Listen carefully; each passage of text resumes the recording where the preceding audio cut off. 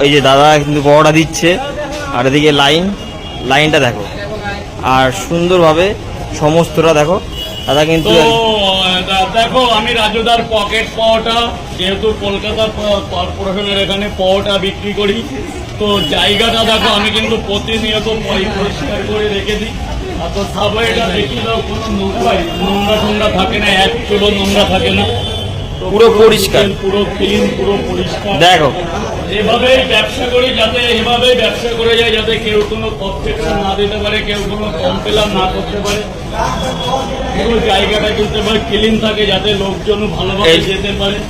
লোকজনও যাচ্ছে সামনে দিয়ে, কি করছে একদম লাইনটা ওয়েল মেনটেন থাকে এভাবে, তো খুবই ভালো লাগে। এদিকটা দেখো পুরো ক্লিন, একটা নোংরাও কিন্তু থাকে না কোথাও। মানুষ সব ভালোভাবে যাওয়া আসা করতে পারে।